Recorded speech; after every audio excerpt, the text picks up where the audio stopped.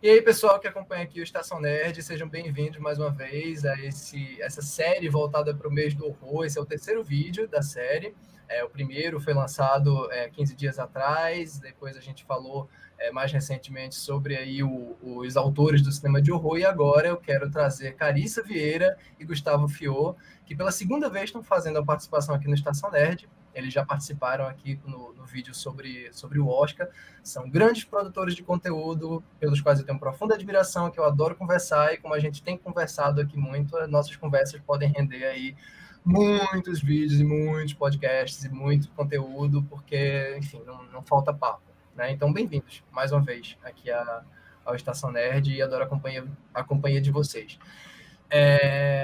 Bom, antes de tudo, confiram o canal da Carissa, né, o canal da Carissa Vieira, vocês vão encontrar aqui na descrição o link. Carissa tem muito conteúdo voltado para horror. E Gustavo, recentemente também, começou o canal dele, o Fita Maldita, que é um canal não só extremamente informativo, como é um canal divertido e, assim, com conteúdo constante, que é a coisa que eu mais gosto. O Gustavo está sempre produzindo conteúdo e eu adoro acompanhar, é isso aí. Então, confiram também na descrição que eu estou colocando. Como fãs de horror que os dois são, e como eu sou também, esse vídeo com esse tema específico não poderia ter outras pessoas. A gente vai fazer uma espécie de tag aqui, mas não é uma tag porque a tag é mais rapidinha, né? Mas assim, vai ser um vídeo para discutir sobre filmes de horror que de alguma maneira marcaram as nossas vidas. E eu queria começar, né? Assim, vão ter vários itens, mas eu queria começar perguntando a cada um, pode ser Carissa primeiro, perguntando a cada um sobre quais os filmes ou qual o filme que te introduziu ao horror, assim, quando você começou a gostar qual foi o filme, qual foi, pode ser uma série também, mas o que foi que te introduziu ao gênero? Então, o engraçado é que eu fiquei pensando assim, o que me introduziu de fato ou o que me fez gostar de horror? Porque é muito interessante que quando eu era criança, minha tia alugou, gente, tempo de locadora, O Iluminado na versão do Stephen King.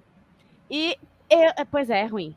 Mas eu era muito novinha e eu, por alguma razão, assisti com ela e eu não dormi durante uma semana. Então, assim, me introduziu dando susto. Mas, de fato, o filme que eu vi ainda muito nova também, era criança também, foi Pânico, de 1996. Acho que eu devo ter visto em 97, enfim. Sim, gente, eu já era nascida, mas eu era criança nessa época. E eu vi esse filme e eu gostava de Pânico, veja bem. Então, durante muito tempo eu achei que eu não gostava de horror, e aí eu fui. Quer dizer, diziam para mim na faculdade, nossa, porque você gosta de horror, e eu pensava, eu gosto. Ah, é um gênero, né? Eu gosto de todos os gêneros. E aí eu me dei conta do quanto eu via filme de horror e nem. Sabe, eu não parava para pensar, mas, tipo, desde Pânico, eu assisti Pânico, eu sei o que vocês fizeram no verão passado, eu ainda sei, Lenda Urbana, eu vi todos esses slashers da década de 90, na época que eles saíram, assim, e eu era, tipo, criança. Anos 90, gente. A gente viu. Foram tempos estranhos. Sim. Mas Pânico dá para considerar o start, assim, no. Nossa, agora eu vou começar. Mesmo que não tenha sido uma coisa planejada, mas é a partir dele, ou ele puxou outros slashes da época, né? Sim, a partir dele eu comecei a ver um monte de coisa, até as comédias, né? Tipo, Todo Mundo em Pânico e, enfim, depois disso foram também chegando os filmes, os remakes de filmes japoneses, né? Tipo, Chamado enfim, então, quando eu paro para pensar, Pânico é o primeiro, assim, que eu sei, que eu vi, que eu gostei mas eu vi um monte de coisa depois, né? Nunca parei de ver filme de horror. Ou seja, é uma besteira pensar durante anos que eu não era uma fã do gênero, olha só. Curioso, só um adendo antes de passar para Gustavo. A impressão que eu tenho é que você começou a se dedicar ao horror de maneira mais intensa de um tempo para cá. Ou eu estou enganado? Pelo menos na produção de conteúdo, sim, porque Uhum. virou meio que uma pesquisa minha e tal. Mas eu estudo sobre horror desde a época da faculdade, meu primeiro período, estudar mesmo, assim. Desde o meu primeiro período da faculdade. Acho que é exatamente por isso que os meus colegas de faculdade da minha turma falavam tanto que eu gostava de horror, porque eu apresentei um zilhão de trabalhos sobre o tema e, enfim, fiz textos e artigos e coisas do gênero, assim. E, inclusive, meu TCC é do gênero.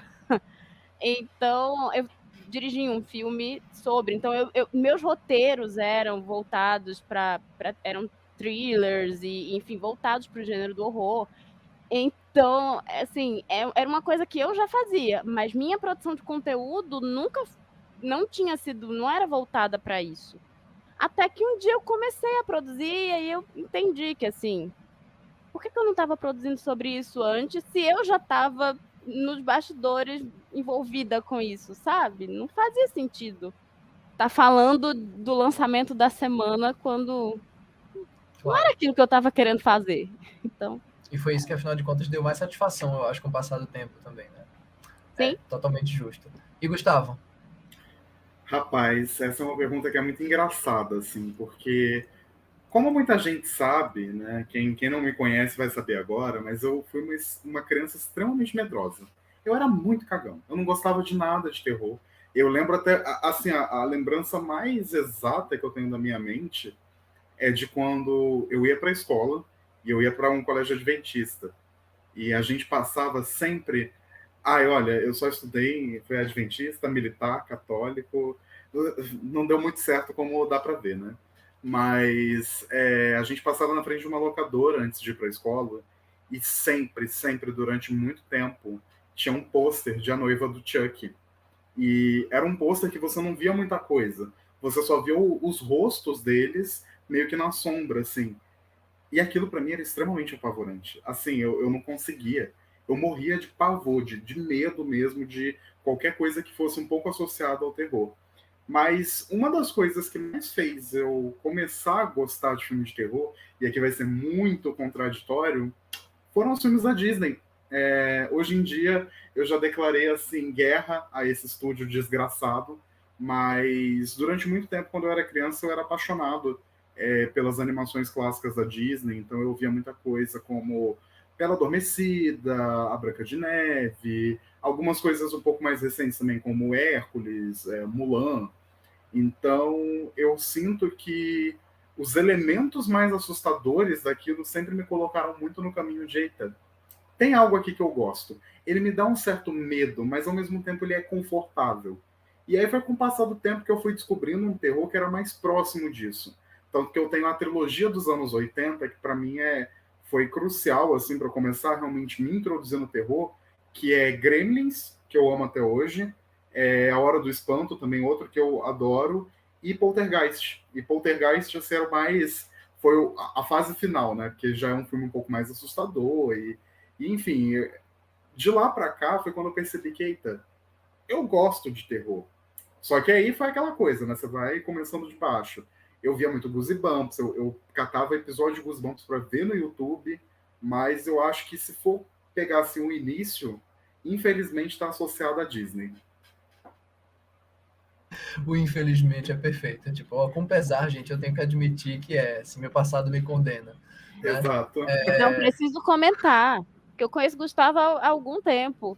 Eu lembro dele colecionando Blu-ray, assim, comprando Blu-ray. Eu lembro de uma cabine de imprensa aleatória que eu encontrei ele. Ele estava junto com um amigo nosso, Evandro, e ele estava comprando Blu-ray da Disney. Tudo aqui, ó. Tá vendo? Até hoje. Marcou, né? De alguma maneira marcou. E aí, tipo, é uma pergunta que acaba sendo, assim, diretamente relacionada com outra, que é uma pergunta óbvia, que é qual o filme de horror preferido de vocês? Aquela pergunta mais difícil e ao mesmo tempo manjada, né? Difícil para gente, né, que consome tanto horror e que tem tantos filmes favoritos da vida. Gustavo, eu sei que muda de favorito a cada 2 horas ou menos, né? Mas é coisa de geminiano, minha gente, acontece. Mas assim, mas eu queria, aí antes de perguntar a vocês, dizer que no meu caso, começou a coisa de catar filme de horror para assistir com Atividade Paranormal, com o primeiro Atividade Paranormal, que eu sou um pouco mais novo que vocês, não tão mais novo, mas sou um pouco mais novo que vocês, então não fui criança na época de Pânico, nem Lenda Urbana. mas eu lembro bem do primeiro Atividade Paranormal lançando no cinema, e aí o então namorado da minha mãe comprou um DVD pirata para assistir. Não lembro se era pirata, mas enfim, comprou um DVD pra gente assistir em casa, e aquilo, eu não tinha familiaridade com horror, mas aquela simplicidade ali me assustou profundamente, aquele primeiro filme. Eu nunca tinha ouvido falar, assim de coisas relativas à franquia. Eu acho que o segundo já estava em produção, quer dizer, eu já era um fenômeno, né, naquele momento que eu estava assistindo em casa. Mas aquilo me assustou de uma maneira inacreditável. A cada porta que batia, eu ficava nervoso e pensando, meu Deus, vai aparecer alguma coisa, vai aparecer alguma coisa. E o não mostrar desse filme me ligou diretamente a um outro filme que eu vi na mesma época, que foi Os Outros, que também tem essa coisa do horror mais implícito, mais atmosférico possível, e que não é snob, ele é bem feito mesmo, que não tem nada a ver uma coisa com a outra. O horror pode ser implícito sem ser snob, né? E é um filme arrebatador, assim. Então esses dois são de filmes de anos diferentes, de épocas diferentes, mas que eu vi na mesma semana quase, eles abriram minha cabeça para começar a pesquisar sobre horror, para pesquisar mesmo, assim, de catar filme de horror na internet, e aí eu cheguei aos que viraram os meus favoritos da vida, principalmente os dos anos 70, final de 60, final de 70, que é aquele período áureo do horror hollywoodiano, né, os clássicos dessa época. Então acho que foi mais ou menos aí. E aí é que eu digo, vou dizer o meu logo, e aí vocês vão dizer o de vocês. Nesse pesquisar filmes de horror clássicos, eu cheguei ao Iluminado, cheguei ao Poltergeist, cheguei ao Carrie, ao Exorcista, e cheguei ao Bebê de Rosemary. E quando eu cheguei ao Bebê de Rosemary foi quando essa coisa do implícito e da sutileza do horror me encantou ainda mais do que nesses outros dois. Eu tinha uns 12 anos, mais ou menos, e achei genial como aquele cara estava conseguindo me matar de medo e de tensão e de aflição sem me mostrar absolutamente nada. Tanto que eu comprei o DVD e saí emprestando para alguns amigos na época, e todos assistiam e me falavam o que é que tem de assustador nesse filme. Eu falei, você não está entendendo o troço, veja de novo, tá? Você não Porque está... você não é uma mulher. Se você fosse uma mulher, você ia entender o que tem de Talvez assustador tenha isso naquele também, filme. com É um certeza. grande horror ver esse filme. Pois é. Então eu acho que foi aí que eu cheguei ao que é até hoje o meu filme de horror favorito da vida, e essa coisa de você dizer um favorito, no meu caso não é difícil, porque eu costumo dizer que os meus favoritos são aqueles pelos quais eu tenho um domínio gigantesco, sabe? Sobre os quais eu tenho um domínio gigantesco. Ou seja, é um filme que eu literalmente debrucei quase uma década de vida nele. Então fica difícil, mesmo que eu veja alguma coisa recente que eu ame, fica difícil dizer que eu tenho a mesma ligação emocional que eu tenho com ele. Eu fui em Nova York, tirei foto na frente do Dakota, enfim, 1001 fotos. Quer dizer, é aquela ligação com o espaço, com a época e com a importância dele para o gênero. É uma junção de elementos. Então, vou passar aí a fala para vocês, dizerem o de vocês. Gustavo, pode começar com você dessa vez. Olha, é difícil, porque é aquilo. A cada semana tá mudando. Eu já tentei. Não, vamos deixar um fixo assim para eu sempre falar ele. E não adianta, né? Toda vez tá diferente.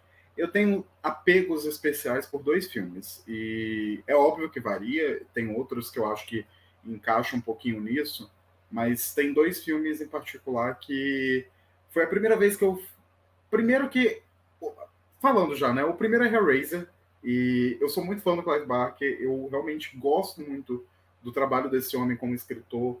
Eu gosto muito do trabalho dele como diretor, por mais que tenha sido um pouco mais curto, assim. E eu sempre fiquei muito fascinado. Nunca tive um apego muito forte por assassinos e serial killers que tinham no cinema e que tinham franquias gigantescas. Eu lembro que quando a gente era criança, tinha um catálogo de DVD que vinha dentro de algum DVD, era tipo um encartezinho com outros DVDs que você pode comprar dessa produtora de DVD. E tinha uma partezinha só de terror, que eu lembro até hoje, que era Sexta-feira 13, Halloween, A Hora do Pesadelo e o Hellraiser. E tanto o Fred, quanto o Jason, quanto o Michael, eu olhava e eu ficava, ok. Não é o tipo de coisa que me dá medo. Mas quando eu via o Pinhead com aqueles pregos na cara e tudo mais, eu fiquei, gente, isso aqui é já algo mais amaldiçoado, assim, alguma coisa que eu não posso ver, porque senão vai dar ruim para mim, né? E foi muito engraçado, porque quando eu fui ver Hellraiser, foi de primeira, assim. Porque eu acho que Hellraiser é o tipo de filme que ele lida não só com body horror, ele não lida só com esse medo da nossa própria carne e de como o nosso corpo pode ser traiçoeiro, mas ele também lida muito com desejo, e com paixão, e com tesão. E eu acho que isso é uma coisa que é muito ligado ao terror, é muito atrelado ao terror. A gente precisa ter esse nível de desejo, a gente precisa ter esse nível de uma atração física que ela é quase sobre-humana. E ela é tão sobre-humana que ela chega a recantos sobrenaturais. E para mim, Hellraiser, não só Hellraiser, como toda a carreira do Clive Barker, toca muito nisso. Então, desde cedo, para mim, foi assim, meio enriquecedor conhecer a franquia. Tanto que eu vi os 10 filmes. Não posso dizer que eu me orgulho disso, né? Mas até hoje um grande fã. E o outro filme, que é engraçado porque eu acho que ele toca um pouco nisso, mas de uma forma muito mais refinada. Esse foi o filme que quando eu vi, eu falei, nossa, mas que chique que é ser fã de terror. Você não vai ver só bagaceira, você vai ver umas coisas Se não for a mais... bruxa, é o estilo. Pior que assim, a bruxa tem um lugar alto no meu coração, mas na verdade é Os Inocentes, do Jack Clayton, de 1961. Eu acho esse filme brilhante, assim, tipo, o uso de som, o uso de sombras, a forma como a história também é sobre desejo, é sobre paixão, só que isso carregado para um outro ambiente, para um ambiente mais mansões góticas, gigantescas, banhadas pela luz e pelas sombras, aquilo para mim é assim, é um filme que comunica diretamente com a minha alma. E para mim esse é um dos grandes exemplos do terror e de como um terror de 1960 ainda pode ser assustador, ainda pode ser atual pra gente. Então eu amo de paixão, assim. Eu queria fazer rapidamente, antes de passar para a Carissa, fazer rapidamente dois adendos sobre esses dois filmes. O Hellraiser, esse ponto que você tocou aí da questão do desejo, é perfeito porque é um filme que talvez ele seja um ápice dessa coisa de atrelar uma coisa carnal, sexual, ao horror. Um dos filmes de horror mais sexuais que existem, porque ele começa desse mote mesmo, né? E ele mistura isso muito bem com a sensação de morbidez, quer dizer, até quando ele está bem pesado, ele continua com aquela sensação erótica no ar, aquela coisa bem. Eu gosto muito do Hellraiser. E Os Inocentes, ele é de 61, né? Mas ao Isso. mesmo tempo, ele, assim, quer dizer, essa coisa de dizer que só com o Bebê de Rosemary, em 68 e nos anos 70, é que o horror passou a ficar mais refinado. Minha gente, não existe nada mais refinado formalmente do que Os Inocentes. Os Inocentes é uma aula de luz e sombras, sabe? De contenção e ele tem uma das cenas que eu acho que mais me marcaram na minha vida, assim, de um ponto de vista de medo mesmo, que é a cena de esconde-esconde que aparece aquela sombra no espelho, na janela, né? Aquilo ali Você falou isso, me arrepiou aqui agora.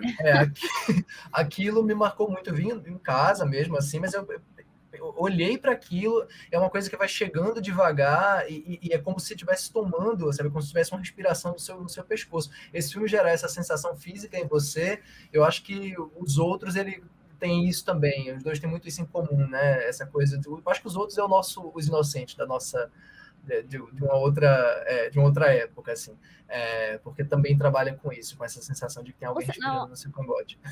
Por sinal, eu queria só até fazer um adendo a isso que o André falou, é que, assim, citarem o Bebê de Rosemary como se realmente fosse o filme que trouxe esse outro lado do horror, ai, lá vou eu, né, sendo horrível. Realmente é uma falta de De conhecimento. respeito. Mas, De assim, respeito. com certeza, mas é algo que a gente vê o tempo todo, mas eu acho que também vem de um lugar, assim, que por mais que o diretor, ele não seja americano, o filme é um filme americano, mas vem de um Totalmente. lugar onde as pessoas, elas só veem filmes americanos. E, assim, estavam fazendo horror em outros países, sabe? Você tem o horror italiano lá, fazendo coisas interessantíssimas, mas você também tem na França, e você vai pegar vários outros lugares, isso para mim é uma grande questão, assim, é tipo, a gente só olha o horror americano, e ok, eu vou citar o horror americano aqui, mas assim, é bizarro, sabe? Porque é um gênero, na verdade, cinema como um todo, ele traz coisas incríveis de muito antes, assim, porque, ok, eu já posso enfiar minha resposta aí no Com meio? certeza, com certeza. E aí talvez seja. Eu sou uma pessoa muito difícil. Eu acho muito difícil dizer qual é meu filme favorito em qualquer área, porque eu gosto de muita coisa e de muitos estilos, mesmo dentro do horror e tal. Mas eu posso dizer com toda certeza, e aí tem gente que acha que não é horror, mas eu acho, porque eu acho que o surrealismo ele tá ali, ó, do ladinho, eles estão trabalhando juntinhos. E aí não é um longa-metragem. Eu vou citar o longa-metragem, mas eu sou a cadelinha apaixonada do Buñuel, e eu acho Um Cão Andaluz, que não é um longa, ele tem outras coisas que também trazem elementos de horror, tá? Outros filmes que eu acho que, assim, a filmografia dele é maravilhosa, vale a pena assistir, mas Um Cão Andaluz é com o Salvador Dalí, e eu lembro que eu tive a oportunidade de ver um festival em Recife, que eu acho que não existe mais hoje, até porque, né, pandemia e tal, mas eu acho que acabou antes da pandemia, por causa desses governos que a gente teve por aí, que era um festival onde você via os filmes mudos, alguns nem eram mudos, mas enfim, a maioria era mudo. E a trilha era tocada ao vivo. Então criavam, às vezes, trilhas e tal. E eu tive a oportunidade de ver Um Cão Andaluz no cinema com a trilha ao vivo, e foi uma experiência, assim, sensacional. E é isso, eu adoro surrealismo, eu adoro os elementos que o surrealismo traz, e eu acho que causa muito horror dentro, a forma como esses elementos são trabalhados. A gente não precisa ter obras que tenham narrativas muito concretas para a gente sentir o pavor que o horror causa. E é onde eu acho fantástico, assim. Se a Sem gente for dúvida. pegar no surrealismo, você vai ter a Maya Deren trazendo coisas assim tão assustadoras quanto. E é isso, assim, eu acho o Cão Andaluz uma das maiores obras de horror de todos os tempos. Acho que é incrível, brilhante, maravilhosa, e eu acho que nunca vai existir nada que me deixe tão impactada e comovida e me cause repulsa e tantos sentimentos da forma que esse poderia até ser considerado média por alguns, mas assim que esse curta-metragem faz. Mas se a gente for pensar em coisas narrativas, aí eu poderia encontrar vários outros, né? Inclusive A Bruxa, que é mais recente, é um dos meus filmes favoritos, sem sombra de dúvida. Mas e aí eu fico parecendo até, gente, como ela é chata, né? Ela gosta de uns filmes assim. Mas, tipo, eu realmente gosto muito do trabalho do Eggers nesse filme, mas é isso. Se eu for escolher, eu fico com o filme lá da época do surrealismo. E que tá no YouTube, gente. Vejam, de verdade, é uma experiência grandiosa. É impressionante como esses filmes mais, assim, difíceis, né, para muita gente, são os mais fáceis de ver, né? Quer dizer, o acesso a eles às vezes está ali a um clique do YouTube, e tanta gente não perde ali 25 minutos, perde não, né? Ganha 25 minutos, meia hora, que eu acho que é mais ou menos o tempo Acho que o Cruz tem, né? Mas eu acho que o Cão Andaluz é sim um filme de horror, e assim, com a navalha no olho, com a licença do trocadilho, se colocasse a navalha para me perguntar qual o seu curta favorito de horror, é possível que ele curta barra média, enfim, eu citaria ele, porque ele é realmente maravilhoso. Inclusive tem um filme do Buñuel que não é de horror, mas que inspirou um dos meus filmes favoritos da vida, que é o Anjo Exterminador. Não é um filme de horror, mas é um filme arrebatador. E assim, no caso, o filme que eu estava me referindo é o Mãe, e o Mãe tem muita coisa do Anjo Exterminador, assim, mas muita coisa mesmo. E aí é aquela, né? Como podem pegar um dos seus filmes favoritos e trabalhar ele de uma forma que você pensa assim, ai, que desgosto. Que você não gosta. Eu detesto o Mãe. Pois O Anjo é, eu sei. Exterminador não, que eu sou fã do Buñuel. Pois é, o Anjo Exterminador é O brilhante. Anjo Exterminador, inclusive.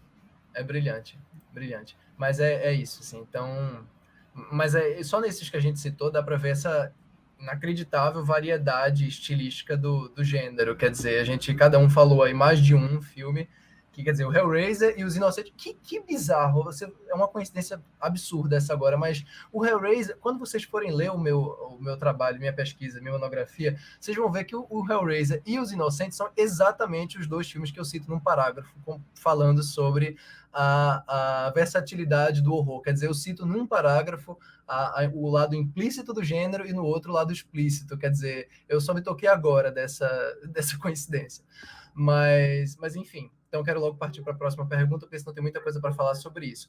Qual o filme que mais assustou vocês? Pode ser necessariamente aquele que vocês mais gostam, mas pode também ser outro. É normal que seja outro, na verdade, até para a gente variar os nomes, assim. Mas eu digo assustar mesmo, no sentido de vocês ficarem com aquilo na cabeça e aquilo ter durado muito tempo, né? Pode começar com Carissa dessa vez. Então, eu pensei logo de cara, vai soar bizarro, mas o Iluminado da versão do Stephen King, porque quando eu vi esse filme, eu nunca mais revi, eu não quero rever, porque ele é horrível, é um filme ruim, né? Sejamos honestos.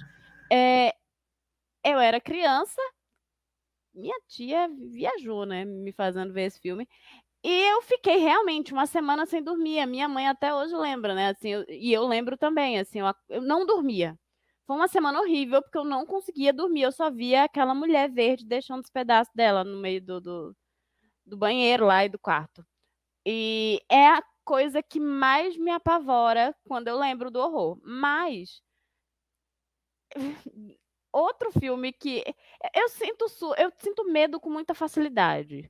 Então não é uma coisa assistindo filmes, eu sinto medo e eu não sei se isso é coisa de roteirista, mas é muito fácil para mim me colocar no lugar dos personagens e pensar. Então assim, eu sinto as ansiedades, eu sinto isso quando eu escrevo. Então assim, é uma coisa muito se torna muito físico. Então às vezes é meio difícil.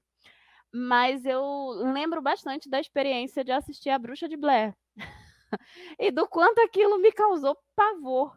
Principalmente porque foi numa época que o povo achava que aquilo ali estava rolando aquela fake news, né? De que era verdade. Não, mas não é. Mas será que é? Enfim, de pavor, pavor, pavor. Também era criança, gente. Então, assim, eu lembro muito das coisas de quando eu via com 11, 10 anos. A Bruxa de Blair, eu tinha mais ou menos essa idade, eu consigo lembrar. Porque eu fui na locadora, eu peguei o filme e eu queria ver o filme que estava todo mundo falando, sabe? E foi uma experiência aterrorizante. Aterrorizante. É muito engraçado, assim, porque eu tenho duas experiências também, e uma delas envolve um filme que eu não tinha visto. Quando eu era muito criança, época de locadora e tudo mais, a gente sempre ia para pegar e, bom, sortuda é a criança que nunca foi pegar um filme, ficou toda desesperada para levar o filme para casa, para descobrir que a fita estava trocada e que era outra coisa. E eu lembro perfeitamente, até hoje, que eu tinha pego Xuxa Abracadabra. Tempo. E Esse foi quando o eu primeiro chego, filme que eu vi no cinema.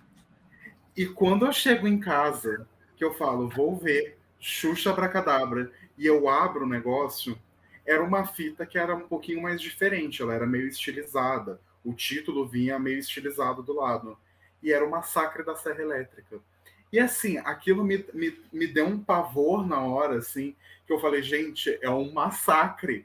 E tem uma serra elétrica. Eu jamais vou poder assistir isso, assim. E na hora, tipo, eu lembro de fechar o negócio, devolver, e eu nunca sequer pedi para pegar a Xuxa Abracadabra de novo. Eu nunca sequer pedi para eles trocarem. Então, durante muito tempo, esse foi um grande pavor da minha vida. E aí, quando eu vi o Massacre da Serra Elétrica, ele me assustou do mesmo jeito que eu teria me assustado quando eu vi aquela fita. Porque eu acho um filme extremamente aterrorizante, assim. Em tudo que ele se propõe. Eu gosto muito do Massacre da Serra Elétrica. Mas quando eu paro para pensar em medo, em coisa que me causou medo, que me causou, assim, sentimentos muito conflitantes, existe um filme de... Eu não vou saber de que ano que ele é, gente, mas ele é recente, que se chama Lake Mungo. Em português, ele veio como O Segredo do Lago Mungo. É um E found esse footage, né? ele é meio que um found footage. Ele, na verdade, é um mockumentary que vai explorar o desaparecimento de uma garota. Essa garota, ela sumiu, Certo. ela não deixou traços e vamos lá contar para saber o que, que é. E aí, no meio disso, entra a teoria da conspiração, entra fantasma, entra outras coisas. E, assim, esse filme ele consegue imprimir um senso de pavor e de a qualquer momento parece que algo vai sair do seu lado e vai te matar, e ao mesmo tempo é um filme que não tem jumpscare. Ele não é o found footage tradicional, no sentido de ter uma hora que algo vai pular na tela. Não, ele é só construção de medo. E fazia tempo que eu não via um filme que tinha uma construção de medo tão grande. Até hoje eu tô para rever esse filme, mas eu sinto que eu preciso rever ele em circunstâncias adequadas, ou seja, ver ele bem de noite, sozinho, com fone de ouvido de preferência, para ter a experiência que eu tive da primeira vez, assim, porque é um filme que eu recomendo demais. Eu posso só colocar acrescentar um adendo, Claro. falando da minha vida adulta? Host. Eu fiquei apavorada, eu vi no meio da Jura? pandemia. Gente, eu tava sozinha em casa. Eu dividi apartamento na época e eu tô vendo filme, beleza. Eu disse, curtinho, vou assistir. E tem um momento específico, faltando, sei lá, 15, 20 minutos pro filme acabar, que eu simplesmente não consegui. E aí, meu colega de apartamento disse assim, a gente vai ver um filme agora. E ele morria de medo, inclusive. E ele assistiu o filme comigo. Eu vi do início de novo, porque eu não conseguia passar. E o pavor veio muito além da coisa do medo da tela, e sim do que estava sendo visto na tela. Era um pavor que se mesclava ao que a gente estava vivendo naquele momento, e ao isolamento, eu estava muito na situação de algumas daquelas pessoas, porque muita gente passou a pandemia sem estar sozinho. E isso não foi a minha realidade. Eu fiquei sozinha quase a pandemia inteira, sabe, numa casa sozinha. Então, assim, nessa época eu ainda nem estava tão só. Mas a gente passava quase o dia inteiro separado também. Então, assim, era todo um processo de muito isolamento. E o mundo, sabe, na cidade, tava, tipo, a gente tinha se mudado para casa e a gente não conhecia direito nem a rua que a gente morava, porque tava tudo fechado. Foi, tipo, aterrorizante. Aterrorizante. É engraçado que esse filme virou um pequeno fenômeno de umas 2 semanas, assim, né? Por conta do momento também.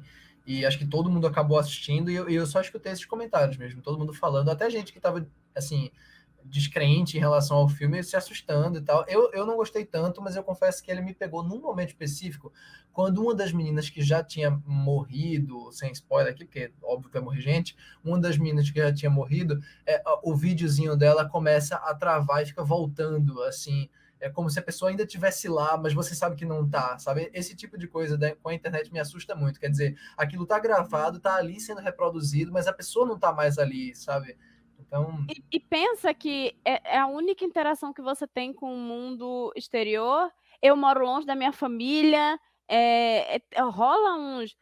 Trabalho com internet, então, tipo, a coisa que você usa para o seu trabalho no filme vira também motivo de, tipo, sei lá, filtro do Instagram, sabe? E aparece alguma coisa e o filtro fica estranho, sei lá, essa me do filtro foi deu, perfeita, foi me perfeita. deu muito medo. Eu vou, já que vocês citaram aí um ou dois, eu vou citar rapidamente dois. Assim, no meu caso, tem um de lá de 2015 que eu assisti, eu tava viajando, que foi o It Follows. Eu acho que foi uma das pouquíssimas vezes que eu tive que parar de ver um filme durante, assim, 1 hora e pouco. Eu tive que parar e continuar no dia seguinte. É, assim, bizarro pensar que sou eu falando isso, mas aconteceu. Bizarro porque, assim, eu nunca... Nossa, se parar de ver o filme por medo, eu posso estar morrendo de medo, mas eu vou até o fim. Mas esse não deu. Eu parei mesmo, eu fui ver o filme sem saber de nada sobre ele, estava vendo no computador mesmo, mas como eu estava viajando, eu estava em Nova York, as ruas do bairro onde eu estava eram muito parecidas com algumas eu sei, é Detroit onde o filme se passa, mas assim, algumas das ruas eram muito parecidas com o bairro onde eu estava, quer dizer, então eu olhava pela janela e eu tinha a sensação que ia ter alguém caminhando lentamente atrás da casa, e aquilo me assustou num nível assim, indescritível, especialmente a cena da cozinha, quando a menina sai do sofá e vai. Aquela cena, para mim, é uma das melhores representações do que é um pesadelo. Porque no pesadelo tem essa coisa de você andar em câmera lenta e tá fugindo e aquilo continuar atrás de você e você não tá vendo exatamente em que posição tá. E aí vem aquele cara altão, quer dizer, todo aquele trechinho ali me apavora num nível que eu já tive altos pesadelos no meu quarto, tendo paralisia do sono e com a coisa chegando perto de mim. Assim. Então, é um filme que me assustou nesse nível do tipo ficar sem dormir mesmo. E o outro que eu vi recentemente, que aí o Gustavo falou de Lake Mungo, eu lembrei dele, é o Noroi. Minha gente, Noroi é assim, um dos exemplos de, assim, ele não é um found footage no sentido clássico, mas ele se resume a várias imagens gravadas. Ele é um found footage, sim, mas ele é uma série de reportagens e tal. E ele tem cenas que são traumatizantes, assim, que envolvem literalmente fantasminhas, bebês ao redor de personagens, assim, e tal, cachorros mortos pelo chão. É o tipo de filme que você assiste tendo a sensação de que você está vendo uma coisa que você não deveria estar vendo, que você está vendo uma coisa que durante a noite vai voltar para lhe assombrar e lhe marcar como marcou o diretor, o cara lá que desapareceu. Quem não viu ainda, é um filme pouco falado, eu acho, como ele merecia ser. É um filme japonês de 2005, 2004, por aí, e é assustador. Foi o último filme que tirou meu sono, foi Noroi. Eu vi no ano passado. Eu devo dizer que eu gosto muito do Noroi. Eu vi ele ano passado também. E assim, nossa, é o tipo de filme que te deixa com os arrepios. Eu vou fazer mais um adendo aqui, porque eu acho que eu Passa, precisava. Mas O Lamento, o filme sul-coreano, que sul-coreano, saiu outro. faz pouco tempo. E O Lamento é um filme que, assim, eu demorei para ver ele, porque ele tem 2 horas e 40. Você precisa estar preparado psicologicamente para passar por 2 horas e 40. E é impressionante como ele é um filme que ele começa te desarmando. Porque do começo parece que vai ser mais cômico, não é tão pesado. E conforme ele vai progredindo, ele vai ficando mais tenso, ele vai ficando mais assustador. Ele foca muito na ideia da sugestão ao invés de só mostrar coisa. E assim, lá pro final existe uma cena que se passa numa caverna que só de lembrar daquela cena eu acho que eu vou ter pesadelo hoje. Então, assim, foi incrível. O Lamento, inclusive, tem uma das melhores cenas de personagem possuído desde o Exorcista, na minha opinião, assim, de interpretação mesmo, de entrega de uma atriz, no caso de uma menina, e é outro que, junto com o Noroi, dá essa sensação de que você está vendo uma coisa que não era para você estar vendo. Enfim, então, vamos parar com essa sessão pesadelo aqui, porque a gente vai ainda entrar em coisas pesadas, então eu espero ter uma boa noite de sono ainda hoje, de preferência. Aí eu, claro, tem alguns filmes que a gente assiste e que a gente de alguma maneira se impacta com aquilo, mas eu queria que vocês me citassem um filme que não é de horror, que vocês não consideram de horror, porque isso também é um pouco subjetivo, mas que de alguma maneira assustaram vocês num nível que é equiparável ao nível de um filme de horror. Um só, porque aí a gente fica bem marcado, porque eu sei que isso é bem subjetivo. Gustavo. Então, é porque assim, para mim é essa questão, o horror é muito subjetivo. Então, para mim, é muito aquela questão de tudo pode ser um filme de terror. E às vezes um filme que não era de terror para você, ele pode passar a ser dependendo de alguma circunstância. Eu defendo até hoje que esse filme é terror, mesmo ele não sendo categorizado assim. Eu considero ele o melhor slasher já feito, que é A Fantástica Fábrica de Chocolate da década de 70. E assim, eu amo esse filme, eu amo de paixão, assim, eu acho um filme lindo, maravilhoso, eu gosto muito dele até hoje, mas existe uma cena que se passa em um barco, em que todas as crianças estão e começam a passar imagens, e você vê imagens, sei lá, bicho sendo decapitado, você vê umas imagens muito pesadas, assim, e você tem a narração do Gene Wilder falando com um tom muito sério, e aquelas crianças ficando mais Com um olho assustadas. desse tamanho, né? Assim, Meu, aquilo até hoje me deixa extremamente perfeito. apavorado. Extremamente apavorado. Mas eu continuo defendendo que é o maior slasher já feito. Só um comentário, é que eu sempre achei esse filme, eu cheguei a pensar se eu citava esse filme como um filme que me iniciou no terror, porque eu acho esse filme assustador. Minha mãe tem um trauma desse filme que ela, olha, eu expondo a minha mãe, ela vê uma cena, ela começa a chorar. Ela viu na infância e criou um trauma enorme nela. Eu acho esse filme assustador demais.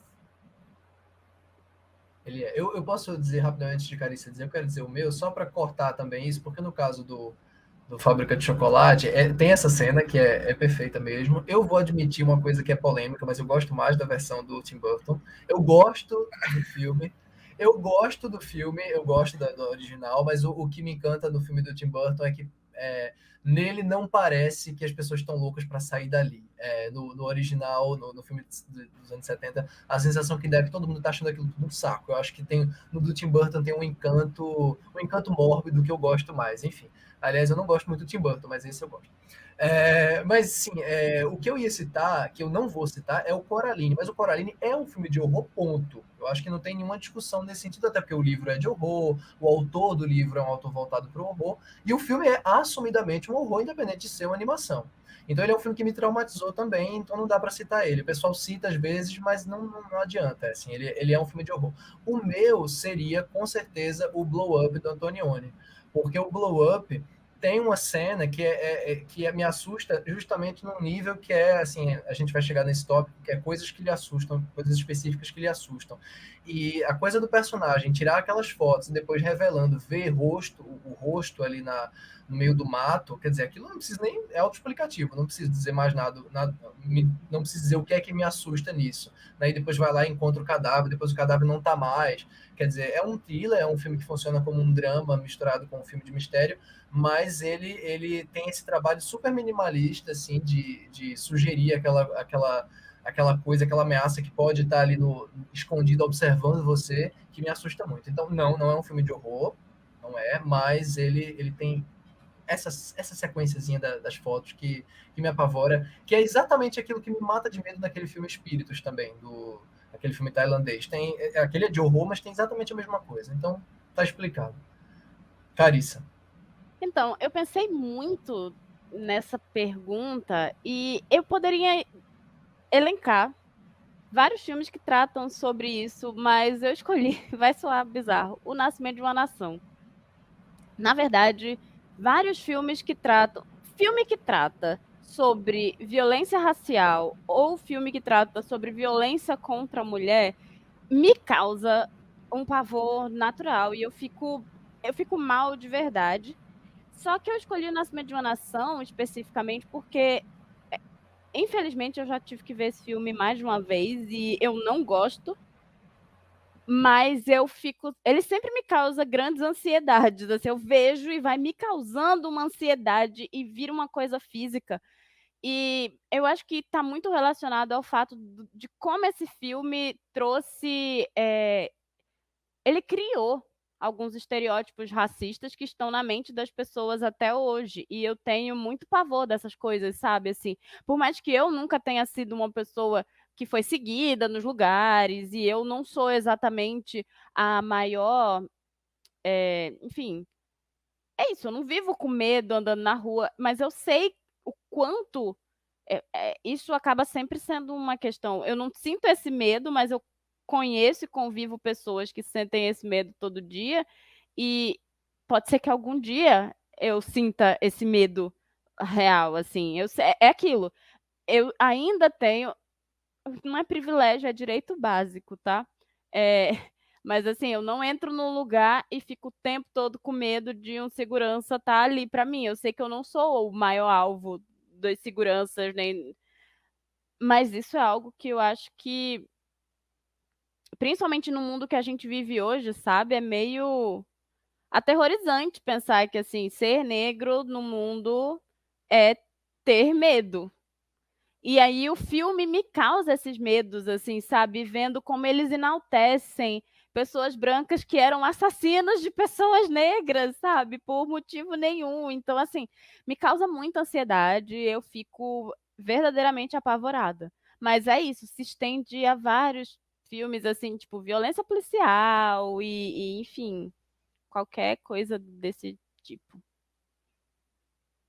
É justo. O Nascimento de uma Nação, eu acho que traumatiza qualquer pessoa que tem o mínimo de sensibilidade, na verdade, se você para pensar. E é triste que ele seja, que um filme com as mensagens dele seja tão influente, tão importante para a história do cinema, porque se não fosse, a gente não precisaria ficar sempre falando dele. Mas essa é uma questão, porque basicamente na mesma época tinha gente criando coisas relativamente parecidas Claro, fora claro. dos Estados Unidos, Também tem e as isso. pessoas, ao invés de estarem falando desses outros homens, pessoas que estavam criando, fazendo montagem, sabe, que era diferenciada, tá todo mundo falando do Griffith, sabe? Então, questionável. Verdade. Concordo. É isso, mas todos esses três eu acho que de alguma maneira são legítimos, que a gente citou. Três ou mais, no caso.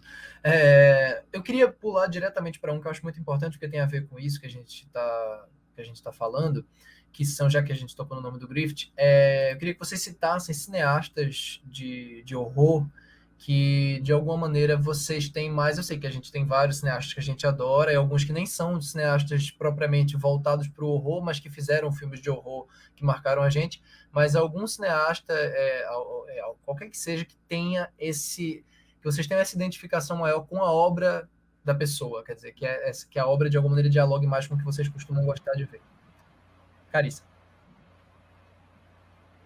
Então, a pergunta é um pouco, acaba sendo meio capciosa, porque dialoga com aquilo que a gente gosta de ver, porque se for indo por um caminho, eu poderia dizer o Jordan Peele, por causa do que ele tem feito no momento. Indo por um outro Foi lado, capciosa, sim, foi de propósito. sabe? Porque é isso, não é sempre, ai, qual é meu diretor de horror favorito?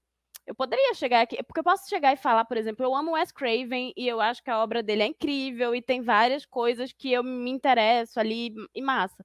Mas partindo da coisa da identificação enfim, eu acho que ainda é muito cedo, no sentido de, tipo, Jordan Peele, ele tem 2 filmes, vai sair o terceiro, que, assim, eu já tô pronta para minhas 5 estrelinhas e favoritar, não vou Com mentir, tô certeza. pronta mesmo para ver a primeira sessão do cinema, como faço sempre.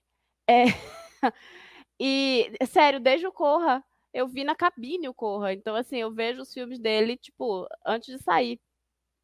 E, e é isso, eu acho que, inclusive, o- os roteiros e o que ele produz é muito direcionado para um horror que enaltece figuras femininas também e figuras femininas negras. E isso, para mim, é algo que precisa ser mais valorizado dentro do gênero. Mulheres negras. Então, assim, nesse momento é ele, mas eu espero que daqui a algum tempo seja a Nia da Costa. Com certeza. E assim, é chato pensar que ela vai fazer o próximo filme um filme da Marvel. Tipo, beleza, é ótimo por um lado que tem aí uma mulher negra comandando grandes produções, mas eu queria que não fosse da Marvel. Eu queria que ela continuasse fazendo filmes de horror por mais tempo. Eu gostei tanto do que ela fez com Candyman que. Mas eu acho que ela vai fazer. A grande questão é que, assim, esse dinheiro vai ajudar a financiar o próximo Com projeto. certeza. Se bem Então, que, assim, desejo dois, sorte. dois blockbusters, tá? Tá Ai, bem. gente, é aquele Com ditado, né? certeza. Metade salada, metade droga. Ela precisa ir lá fazer o negócio para poder ganhar dinheiro, para É, depois voltar pro que ela digo realmente quer mesmo, fazer. digo mesmo da Chloe Zhao. Eu espero que ela volte depois a fazer o que ela sabe, depois dela fazer aí o que ela tiver que fazer, que seja o melhor possível, mas enfim, eu digo a mesma coisa. Mas é isso, Gustavo. Olha, é difícil, assim, a pergunta realmente é bem capciosa.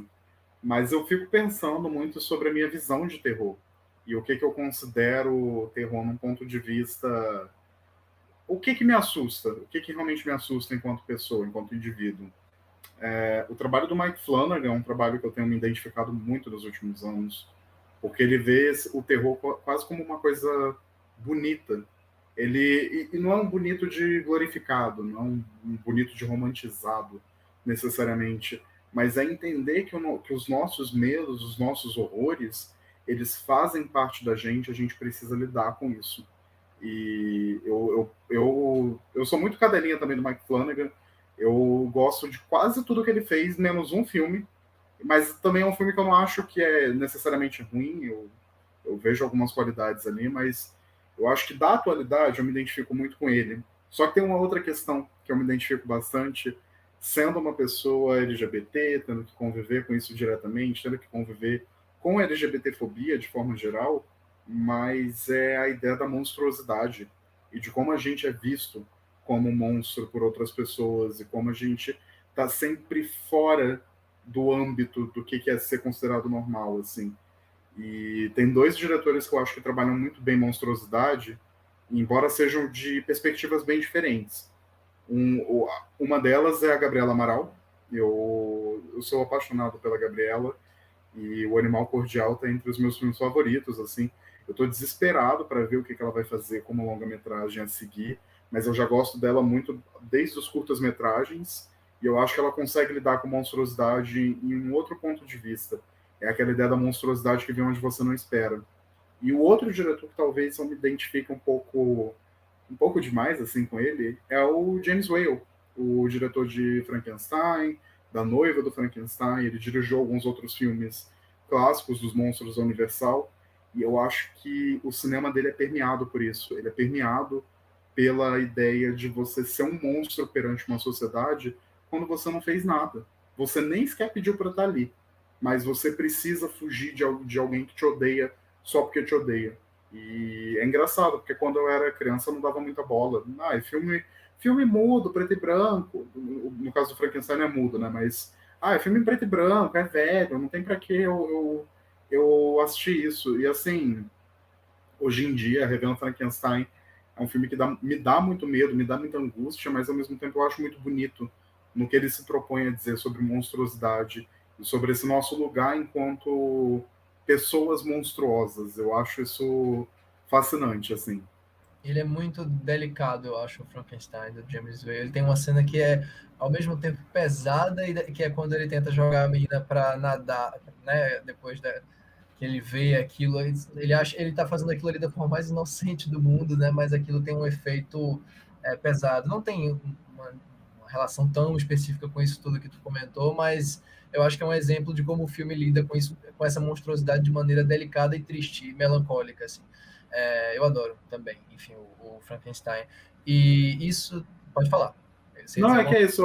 Eu acho que no fim o que eu gosto realmente é isso, é melancolia. Eu acho o terror é um dos melhores gêneros para você trabalhar esse sentimento de melancolia, assim, é muito isso. bom. E querendo ou não, é o que o Mike Flanagan anda fazendo aí desde que ele começou a trabalhar. Eu ia dizer isso. O Mike Flanagan, na verdade, todos os filmes dele, eles são bem dramáticos, né?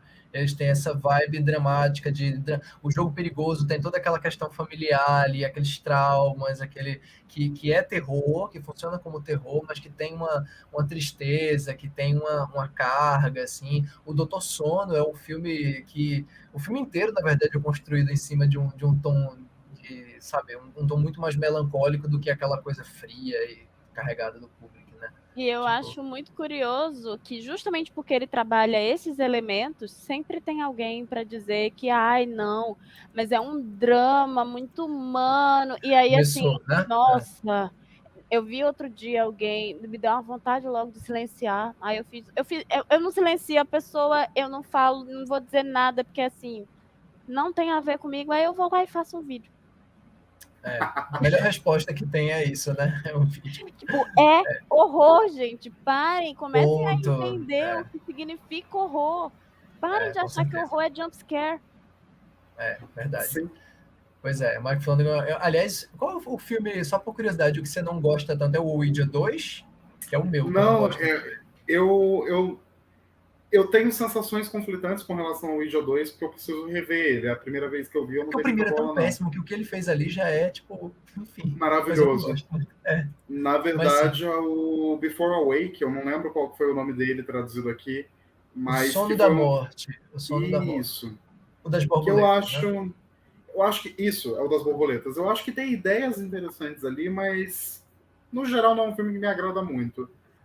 Mas tirando isso, eu sou. É isso, o Ouija 2 eu gosto muito do comprometimento estético que ele tem com aquele filme. Sim, com certeza. Porque para mim, às vezes, a estética fala mais alto do que você quer trabalhar em um roteiro em si. E para mim esse filme ele é muito sobre isso, assim. Só às vezes? Pois é.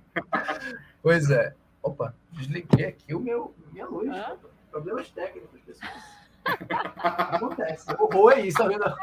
Aí, quando sobe, sobe uma pessoa mascarada com filtro aqui. Calma. Pronto. Ai, que absurdo. Calma, que tudo se resolve. Pronto. Mas, nossa, eu acabei não citando o meu autor preferido de horror. Eu vou citar um que não é conhecido por ser um autor de horror, citei ele no vídeo anterior aqui, mas eu sempre vou enaltecer a figura do David Lynch. Porque o Lynch é não só uma das pessoas mais fofas do mundo, assim, um dos cineastas mais fofos, dá vontade de você guardar ele para ficar, né, tipo, conversando com ele em casa como um macaquinho, né, sem trocadilho, mas assim, eu queria ter o Lynch, assim, com aquela carinha dele, assim, dentro de casa, conversando comigo sobre filme, assim, de verdade, falando sobre... O pior é que você falou da carinha dele como macaquinho, eu me lembrei, obviamente, do curta dele. Sim, claro. E aí agora eu tô com essa imagem na minha cabeça. Do macaquinho da boquinha dele se mexendo, né? Tipo, pronto, era aquilo que eu queria na minha casa, era ter o Lynch falando sobre meditação transcendental comigo, assim. É um sonho. Eu acho o Lynch uma coisa perfeita, assim. Então, ele não só é uma figura muito interessante, como ele é um baita diretor de horror. E é por isso que Carissa falou mais cedo do horror surrealista, né? Dessa coisa do Cão da Luz. E eu disse que eu iria guardar aquilo mais para frente, porque o Lynch é o auge do cinema surrealista, do surrealismo moderno. E ele tem um trabalho voltado para o horror dentro do surrealismo que eu acho que ninguém consegue fazer igual. Ninguém, absolutamente ninguém, consegue emular com a genialidade, assim, imitar essa perfeição com que ele lida com o subconsciente humano. Assim, ele consegue transformar...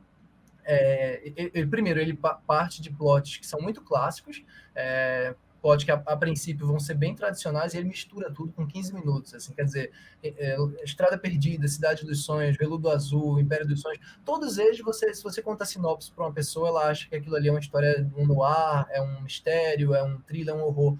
Mas ali basta 20 minutos de filme para o cara jogar tudo para o espaço e fazer você sentir mais do que pensar qualquer outra coisa, sabe? E o Império dos Sonhos tem uma das imagens mais assustadoras do mundo, para mim, que é a imagem do corredor e da Laura Dern no meio do...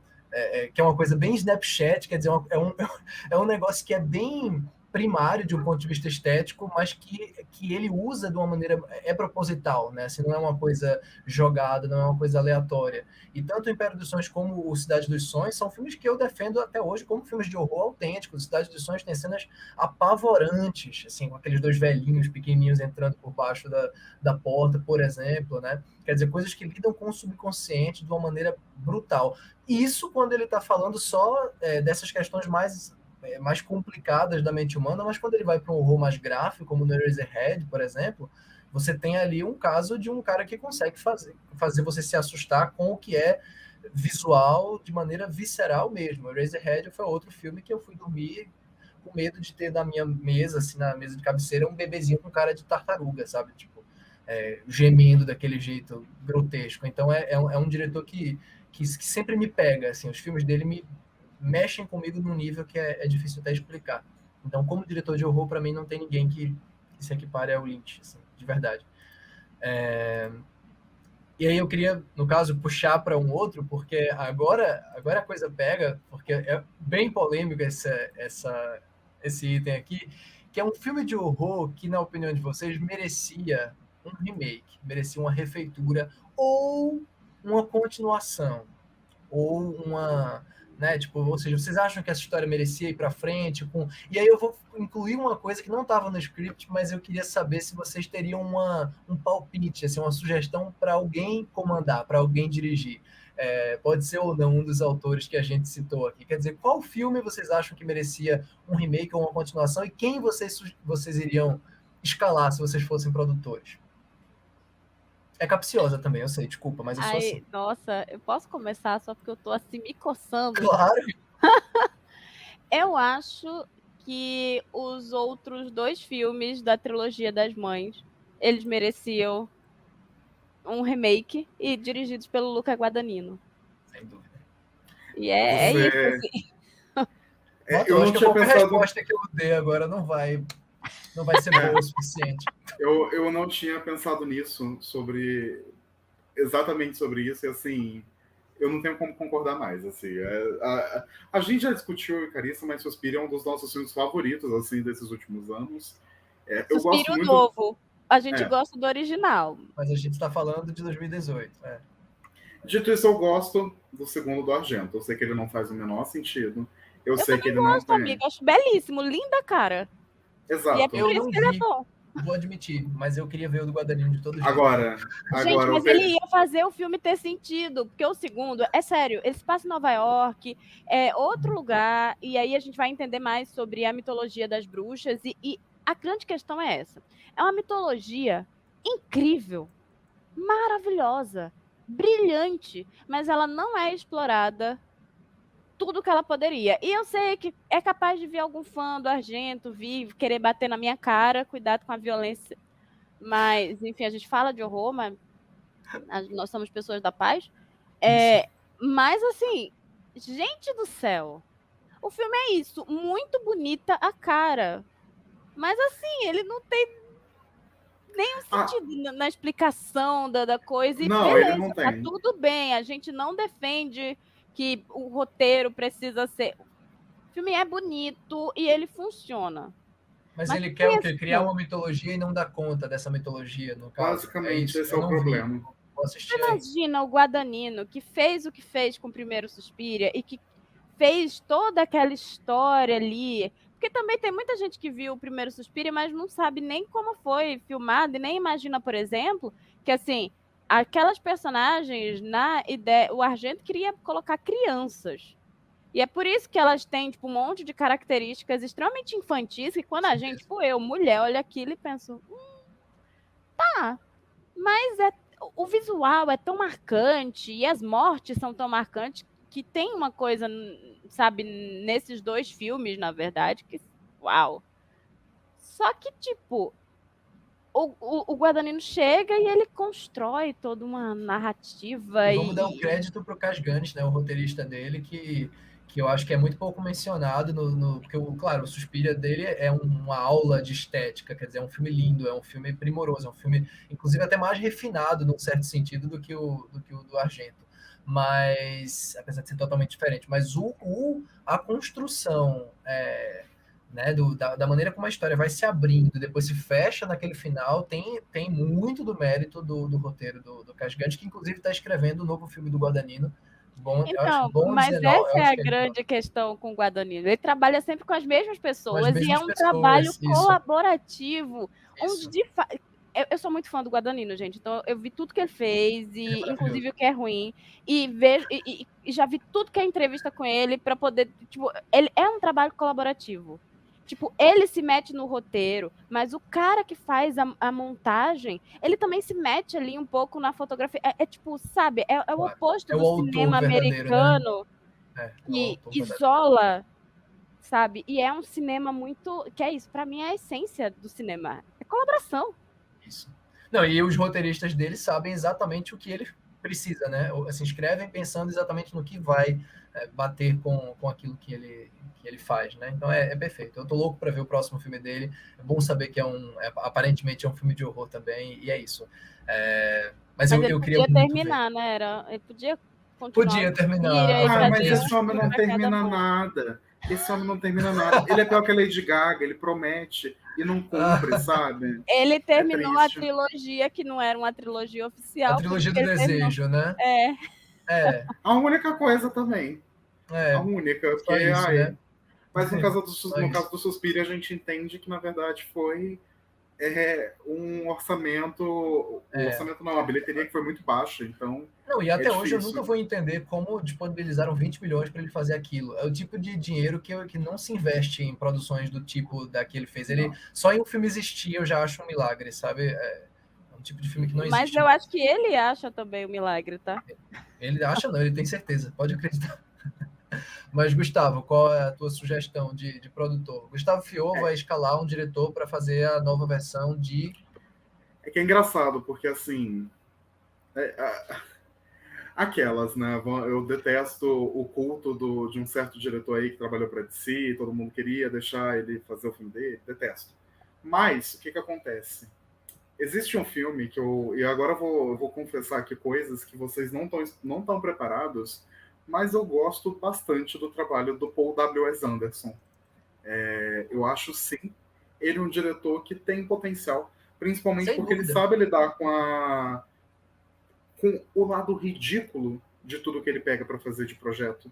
Então, assim, gente, vocês vão me perdoar, mas eu acho a saga inteira Resident Evil um dos últimos grandes marcos cinematográficos que a gente teve. Porque, primeiro, eram filmes extremamente bagaceiros, não tinham nada a ver com os jogos, eu não me importo com isso. Mas eu acho que eram filmes extremamente originais. E é diferente de você pegar, por exemplo, hoje, os filmes da Marvel, os da DC eu dou o crédito, eu acho que eles estão fazendo coisas diferentes. Mas, enfim, filme da Marvel, né? Então, eu gosto muito do trabalho dele. Mas tem um filme dele que até hoje assim, eu acho que está entre os meus favoritos, que é o Enigma do Horizonte. Que, enfim, ele é o cruzamento entre Alien e Hellraiser. E é isso que eu posso falar sobre esse filme. O problema é que a história gira em torno de uma nave que sumiu durante muito tempo, e aí ela volta, e a gente descobre que ela passou por um buraco negro, a gente não sabe o que aconteceu com ela, e uma equipe de resgate entra dentro dessa nave. E a gente descobre que essa nave voltou meio assombrada. Então é basicamente esse o plot. E ele queria colocar muita coisa ali no meio. Ele ia ter uma cena inteira que ia ser uma grande orgia, ao mesmo tempo uma matança coletiva acontecendo ali. Você ia ter várias coisas muito profanas em termos religiosos mesmo, muita coisa trabalhada desse jeito, e o estúdio virou e falou, então, a gente não pode lançar isso, porque se a gente lançar isso, a organização das mães vai vir aqui cortar nossa cabeça. E aí o filme acabou sendo mutilado. Até hoje não tem, assim, a gente não sabe se um dia vai ter um corte. Então, para mim, eu pegaria todo o dinheiro do mundo, eu daria nas mãos dele e falaria: agora você faz esse filme de novo e você faz do jeito que você quiser. Você pode refazer, tintim por tintim. Coloque todas as cenas que estavam ali no meio que você queria colocar. Quer surtar mais? Surta. E eu deixaria ele fazer. Eu acho que seria assim, um dos filmes de terror que eu mais teria prazer de assistir. Eu acho que você não tá sozinho, não, porque assim, o que eu conheço de gente que é fã do trabalho do Paul W.S. Anderson na minha bolha, eu sei. Mas não é brincadeira, assim, eu acho que se essas pessoas se unissem e fossem doutrinando outras, era possível que criassem o release A de... gente ainda, a gente ainda vai fazer com o Paul W.S. Anderson o que fizeram com o M. Night Shyamalan. E é só isso que eu tenho a dizer. Ok. Eu não tenho tanta propriedade para isso, porque eu acho que do Paul W.S. Anderson eu só vi o primeiro Resident Evil, não segui, mas eu gosto, acho bem legal o primeiro. Precisaria até rever. E o Pompeia, que eu não gosto. Mas acho que eu só vi esses dois. Esse aí a gente esconde no fandom. Pois é. Mas, enfim, então eu gostei dessa sugestão. Vai que acontece, mas acho difícil que seja pelas mãos do mesmo diretor, quer dizer. Mas eu nunca vi, inclusive, o filme Enigma do Horizonte. O meu, vocês falaram dos filmes do Argento, eu queria muito, na verdade eu não queria, porque eu acho tão maravilhoso o Tenebre, que eu não queria que ninguém refizesse nada daquilo. Mas é que eu acho que é um tipo de filme que também, se o Guadagnino pegasse aquilo ali, ele também poderia fazer uma coisa completamente diferente e incrível, assim. Eu teria muita vontade de ver o Tenebre, eu adoro. Entre os filmes do Argento, talvez seja o que eu mais gosto. Mas não, o que eu vou dizer aqui, aí eu sei que não teria como reproduzir aquela perfeição, assim, daquele momento do mundo do cinema hoje, mas eu queria tanto ver uma continuação. Eu não sei, é possível que exista e eu não saiba, quer dizer, que às vezes tem aquelas continuações lançadas para TV, mas enfim, vou quebrar o suspense logo. É o Rocky Horror Picture Show. Tem É uma um filme, continuação, tem uma tem uma continuação. versão podre. Nossa, então quebrou meu. O que eu Eu queria posso era dizer. ver uma nova versão daquilo, assim, tipo, sabe, não precisa ser com as mesmas pessoas, óbvio, mas eu queria muito ver aquilo de novo, hoje, com outra Essa visão. é a grande questão. Eles tentaram fazer um negócio e o povo canta bem. O povo canta bem. Tem O problema não atuação, é tem a esse. Laverne Cox, que é boa. Gente, depois de ver aquilo, e olha, eu já vi Rock Horror no teatro. Eu conheci Rock Horror vendo uma versão em peça. E eu gostei muito. Aí eu fui ver o filme por isso. E assim, eu acho que eu fiquei tão traumatizada que eu acho que eu não queria nunca mais ver nenhuma reprodução daquele negócio para tela. Me faz peça, cria um CD, faz um podcast com as músicas, mas não me bota numa Ah, tela eu não. gosto Eu fiquei demais das traumatizada. músicas. Eu gosto Eu muito amo das aquele músicas. negócio, mas é sério, assiste para você ver assim. Vamos ver se o trauma vai ficar, porque eu conheço outras pessoas que também tinham vontade de ver e depois de ver aquela versão nova. Mudaram de ideia. Eu devo, olha, eu tenho que dar duas recomendações aqui. Eu vou na contramão de Carissa e eu vou indicar duas coisas ótimas. Uma não é tão ótima, não. Uma, na verdade, é bem amaldiçoada, que é o episódio de Glee de Eu de Rock vi. Horror Picture Show. Ele é assim. Legal. Ele era da época que Glee prestava, então ele tem lá um certo sentido. E a É outra, eu tava divertido vendo. de ver, amigo. E a outra que eu tava vendo recentemente é o As Loucas Aventuras de Elvira, que é o segundo filme de Elvira. E para mim esse filme é uma continuação espiritual, não musical, de Rock Horror Picture Show. Assim, Que ligação maravilhosa. ele tem uma cena musical. Mas o que Rock Horror Picture Show faz pro cinema da RKO, esse filme de Elvira faz pro cinema da Hammer. E para mim é tipo, é impressionante. E, inclusive, o mordomo, o Riff Raff, que, para quem não sabe, é o criador de Rock Horror, ele que compôs, ele que escreveu as músicas, ele tá nesse segundo filme da Elvira. Ele é o grande vilão do filme. Então, para mim, é isso. É a continuação espiritual perfeita. Nossa, eu não sabia que a gente ia chegar nesse ponto, assim, de fazer umas ligações tão incríveis, mas tá bom, tá vendo? Ficam aí recomendações incríveis. E até eu vou conferir agora esse episódio de Glee, só de curiosidade, Você nunca para viu? entender. Nossa, é Não, legal, é não, muito louco, assim. não, É nunca um vi. episódio de Glee, mas é muito melhor, inclusive, do que a versão nova de The Rock Horror É triste. Putz, E o pior é que a versão nova do filme tem cantores até melhores do que os de Glee. Gente, tem o Adam Lambert. Eu só lembro dele chegando numa moto, assim.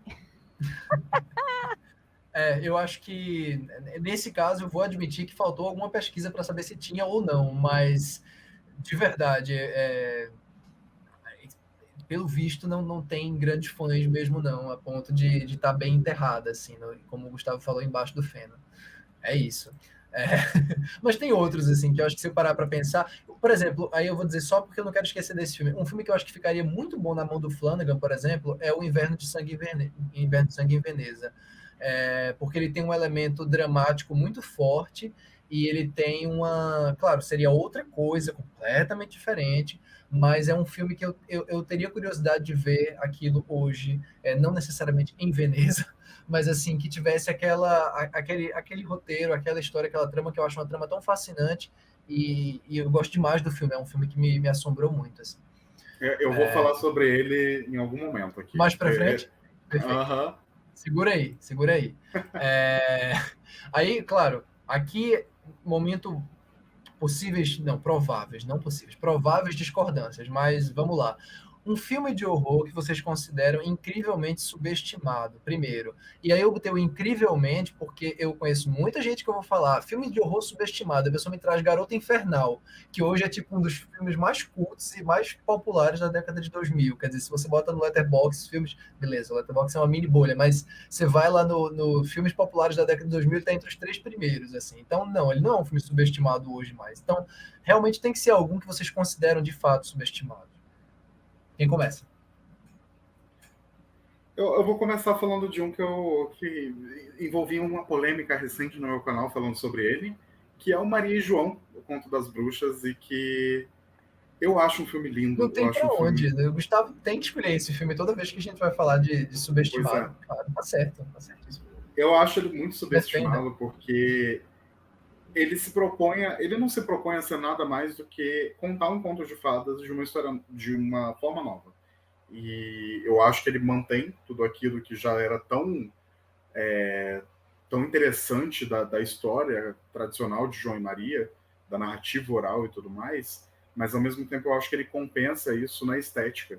E eu acho que a estética desse filme é um ponto altíssimo, quando a gente para pensar em como você pode contar uma história sem você precisar estar verbalizando ela o tempo todo. Como você pode inserir elementos aqui e ali que vão estar te ajudando a compor uma narrativa que é muito maior.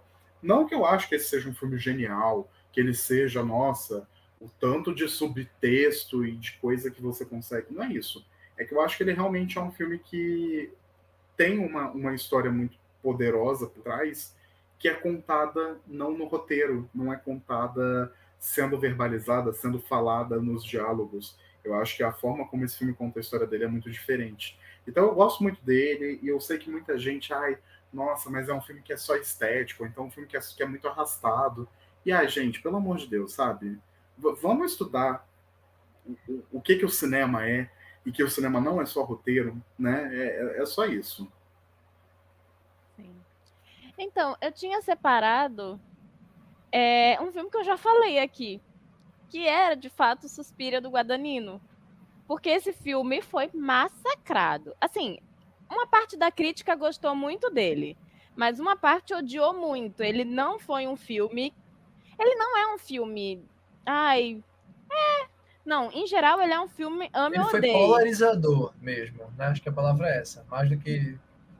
Mas ele teve uma bilheteria horrível, assim, não ficou muito tempo nos cinemas e tem gente que odeia com toda a profundidade. Eu pensei nele, mas eu não sei se ele é de fato, não sei o que é que vocês acham, se ele é de fato um filme. Não, eu não considero. Pelo menos eu conheço muitos adoradores. Eu acho que dentro da bolha cinéfila tem muitos adoradores. Então é isso. Eu acho que dentro da bolha ele tem, ao mesmo tempo que eu acho que fora da bolha não muito. Eu sinto que na época do lançamento dele ele foi mais subestimado.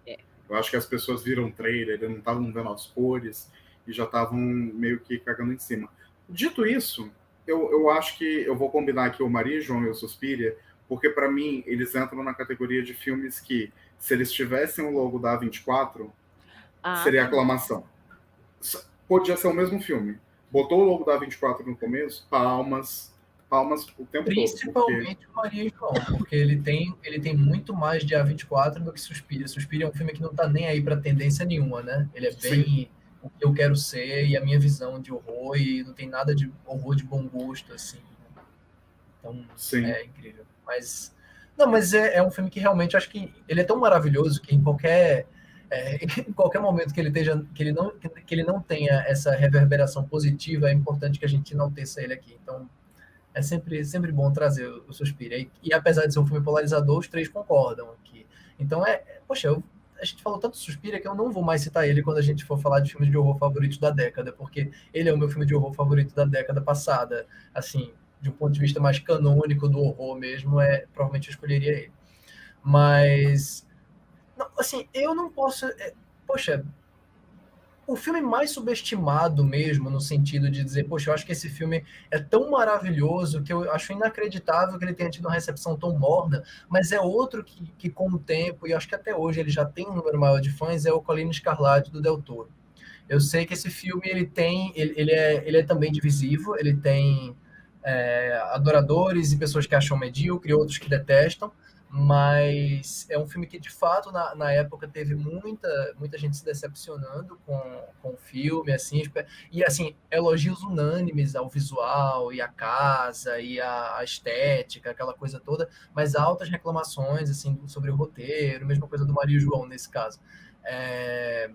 Só que, claro, é um filme grande, é um filme que teve uma distribuição grande, tá, mas ele não foi bem na bilheteria, teve uma recepção ok, assim, no máximo da crítica, e eu acho um filme que daqui a alguns anos ele vai ser tido como um daqueles clássicos injustiçados de uma década. Eu acho ele emocionante. Eu vi no cinema e senti o frio que aqueles personagens estavam sentindo, e quando eu revi em casa, eu notei coisas nele que da primeira vez eu acho que passaram batido por quase todo mundo, que é essa alegoria muito bonita que ele faz de um passado representado ali pela Inglaterra, e de um futuro, em certo sentido, tóxico, e em outro sentido, cheio de ouro e de energia dos Estados Unidos. Assim, é um filme que tem um contraste visual muito bacana do começo e para o meio, e que, quando vai trabalhando isso nos dramas dos personagens, eu acho que ele acaba sendo muito mais profundo e muito mais denso do que ele parece. Fora que os fantasmas eu acho lindos, eu acho a maneira como cada fantasma representa o lugar onde morreu, as cores deles, assim, eu acho lindo. É um filme que eu tenho muito no meu coração como tem alguns que eu não. Tem alguns filmes que eu gosto, mas que eu acho que no futuro não vão continuar sendo mal vistos. Mas esse eu acho que vai passar por uma revisão. Então esse seria o meu subestimado. Isso porque eu não vou trazer aqui um que eu sei que o Gustavo detesta, que é Terror em Silent Hill. Assim, esse seria o meu subestimado. Mas, você quer trazer o seu subestimadaço Silent Hill, você traz que eu vou trazer outro que, assim, é canceladíssimo pelo mundinho fãs de terror nesse momento. Bom, eu também vou ser cancelada, inclusive por você. Quer dizer, os dois sabem. Então, assim, já tô pronta aqui. Eu um dia ainda vou fazer um vídeo de novo como o meu texto, que acabou morrendo, de 8 páginas, explicando porque eu acho esse filme um erro da existência. Mas, enfim. Mas pode falar. Mãe, do Aronofsky. Não, o seu eu sabia já. Gente, ela tá tão desesperada. Eu achei que o Gustavo ia falar um subestimado. O subestimadaço mesmo, extremo. O meu subestimadaço é um filme que até hoje eu acho que ele tem ideias muito boas, ele tem um visual muito bom, e ele se perdeu numa época de filmes dos anos 2000 que as pessoas olham e falam, meu Deus, eu assisti isso no SBT e isso era detestável, que é 13 Fantasmas. Eu acho 13 Fantasmas maravilhoso até hoje. Até hoje. Também. Até hoje, sabe? E é isso, o diretor depois foi lá, ele fez só o Navio Fantasma, que é um filme que eu não gosto tanto, ele tem uma cena de abertura maravilhosa. Incrível. E tem a Juliana... E tem a Juliana Margulies. Que é a pessoa, provavelmente, uma das atrizes com a maior capacidade de ter, assim, química com não apenas pessoas, mas com coisas. Ela teve química até com chroma key. Exato. Então, Exato. ela é Em mais de uma circunstância, inclusive. Não é? E eu acho 13 Fantasmas, assim... É isso, eu acho o tipo de filme que... Tá aí outro que eu faria um remake. Eu sei que ele já é um remake, mas eu faria um remake exatamente do mesmo jeito, com os mesmos fantasmas, e surtando só um pouquinho mais. E seria o filme mais massacrado de todos os tempos, e eu ia estar amando. Tá. Tá aí, cita um bocado de coisa que eu pretendo rever aí. Não o Navio Fantasma, mas o 13 Fantasmas, com certeza. Mas, Carissa, vá, sua vez de colocar pra fora o seu texto. Eu tenho isso pra dizer. Assim, gente, acho esse filme uma das coisas... Olha, foi uma das coisas mais absurdas que eu já vi na minha vida. Eu fui pro cinema com uma amiga, é mãe do Aronofsky, que, assim, também é um filme divisivo, e quem não gosta do filme, gosta... Tem gente que gosta até menos do que eu. O Chico Firman, ele odeia esse filme com todas as forças. Eu acho maravilhoso, assim. Eu lembro de ler a crítica dele e pensar, nossa, me representa. Ele odeia tanto quanto eu. E se você olhar, pelo menos na minha bolha cinéfila, lá no Letterboxd, é gente dando 4 estrelas e gente dando meia, uma. Então eu não tô sozinha. É um filme divisivo. É por isso que eu ia falar. Eu acho que ele não entra nem na categoria subestimado, nem superestimado, porque ele tem tanta gente que ama quanto que odeia. Na minha bolha eu conheço quase a mesma quantidade. Então, era isso que eu ia dizer. Ele serve como filme... Porque outro filme que eu pensei também vai para essa linha, mas eu não sei também. Eu vi muita... Eu acho que ele também é divisivo, que é A Casa que Jack Construiu. Totalmente. Assim, mas aquela, entra na mesma escolinha do divisivo. Eu fico pensando, vou ser bem polêmica aqui, vocês vão me matar. Acho que é muito subestimado, não acho um grande filme, mas ele não é ruim, como as pessoas falam, que é o Amizade Desfeita. Eu acho ok. Eu odeio esse filme e eu acho ele ok. Eu acho ele interessante, acho interessante. E ele foi o primeiro a trabalhar essa coisa que hoje em dia todo mundo trabalha. Porque não faz sentido o desktop horror, aparecer. Virou um subgênero.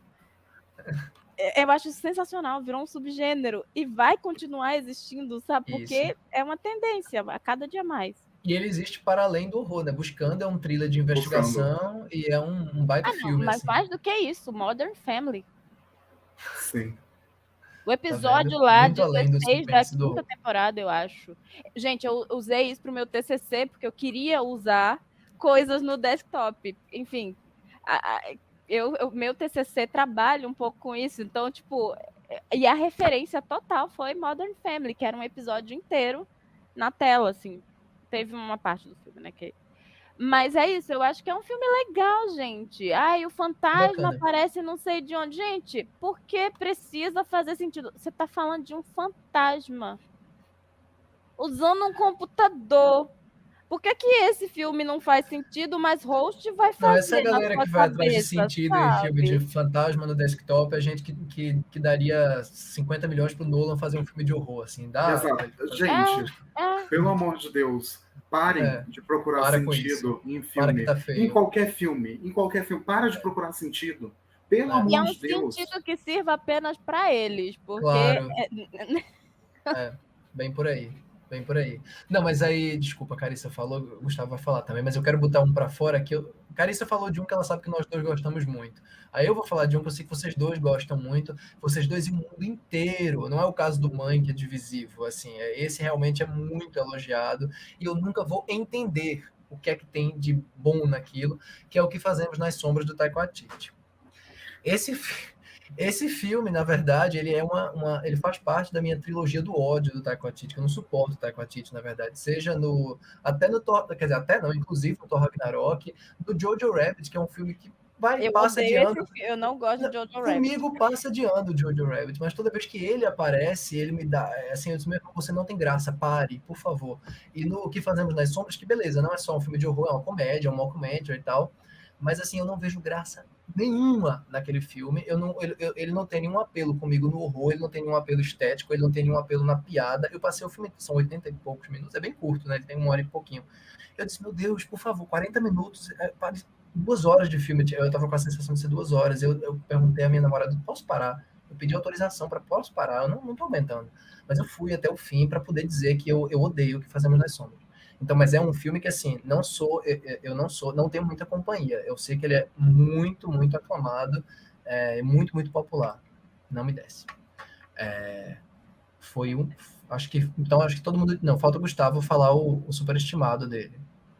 É que é isso, é muito engraçado, porque para mim superestimado é um conceito que às vezes diz mais sobre a gente, sobre aquilo, do que sobre aquilo que a gente está falando em si. Não é uma crítica a ninguém, não acho. Eu só acho que, assim, eu entendo que, do meu ponto de vista, nenhum filme necessariamente é superestimado, mas todos podem ser superestimados. Porque eu acho que cada filme tem uma experiência única.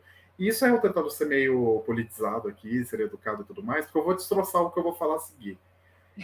Eu não entendo, eu não compreendo, eu não gosto e eu não faço questão de gostar de toda a franquia Sexta-feira 13. Eu acho Sexta-feira 13 uma franquia extremamente sem graça.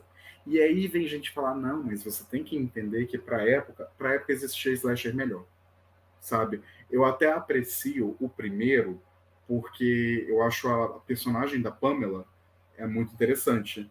Mas a partir do momento que vai virando, e para mim é muito bizarro, porque eu gosto de bagaceira. Eu gosto muito de bagaceira.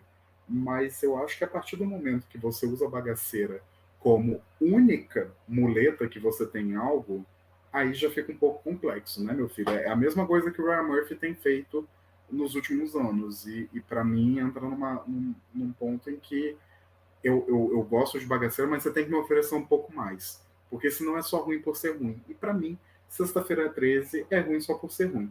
Talvez um dia eu revisite com outra ideia, sabe?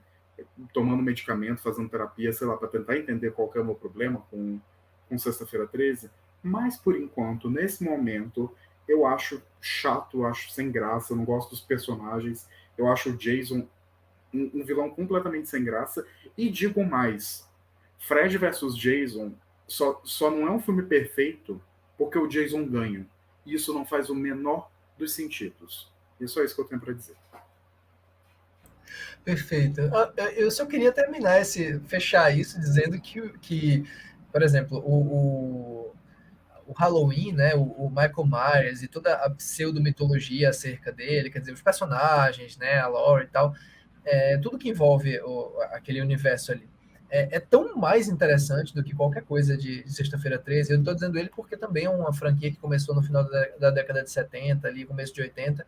E assim, o segundo filme de Halloween tem muita coisa interessante, o segundo, né, de 81, né, aquele terceiro que é meio que um spin-off, né, que não funciona tanto quanto, enfim, tem coisas interessantes, quer dizer, é uma franquia que até agora tem, quer dizer, os dois filmes do Gordon Green eu gosto muito, então e se baseia em algumas das mesmas questões de universo, e eu não vejo isso em Sexta-feira 13, nem nos antigos, nem no de 2009, aquele 11, sei lá, aquele remake péssimo. Enfim, então eu concordo em grande parte com isso que o Gustavo disse. A gente está chegando ao fim, alguns especificamente a gente não deu tempo de falar aqui, mas eu acho que vai render isso em outros momentos, com certeza. Eu queria que vocês dissessem um tropo que vocês amam do cinema de horror, um estereótipo, um clichê que vocês gostam e um que vocês não gostam. Eu sei que a gente tem vários que a gente acha interessante que compõem o cânone do gênero, mas tem uns que a gente se aborrece quando vê e outros que a gente sempre passa pano. Olha assim, eu gosto tanto disso, assim, é fácil me ganhar usando esse elemento. Então, Carissa, pode começar. A gente está gravando perto do Dia das Crianças, né? Não faz pouco tempo que o Dia das Crianças passou. E, honestamente, eu adoro uma criança macabra, gente. Adoro aquela criança assustadora, ou que aparentemente é a criança boazinha, mas no fim ela é a grande vilã da história. Não é tão incomum, na verdade tem um monte, mas eu gosto muito. Tudo que eu não gosto, eu odeio história assim, tipo, que massacram criança, odeio ver criança morrendo na tela, mas essas crianças macabras eu adoro. Se elas forem bem utilizadas, né? Porque, honestamente, o Ryan Murphy resolveu utilizar em American Horror Story agora e se perdeu completamente. Tinha tudo para ter usado muito bem. Mas eu adoro, amo A Cidade dos Amaldiçoados, adoro o próprio. Não é completamente, mas assim, os filmes lá, né, que se baseiam na Outra Volta do Parafuso, do Henry James, que também trazem esse ar. O Anjo Malvado, que é minha criança malvada favorita de todos os tempos. Sim, eu tenho pavor. Eu postei isso no Instagram, as pessoas da minha idade, todas nos comentários. Meu Deus, era meu medo de infância. O meu também, gente. Eu via na Globo. Esse filme era pesado para um filme de estúdio, né? Se você para pra pensar que ele foi Muito. lançado, assim, né? Comercialmente mesmo. O fim desse filme é uma coisa, tipo assim... Eu preciso rever, preciso urgentemente rever, mas ele é bem pesado. É a versão macabra de A Escolha de Sofia, eu acho incrível. E aí, quando você pensa com a sua cabeça já adulta, porque você vê aquilo criança, tem um peso. Você vê isso adulta, pensar nisso realmente é a própria escolha de Sofia. É tipo um absurdo. Enfim, é um filme assustador que eu acho maravilhoso e os dois atores são incríveis. As duas crianças do filme. Mas é isso, eu amo a criança macabra, gente. E aí é pra dizer já direto os que eu não gosto?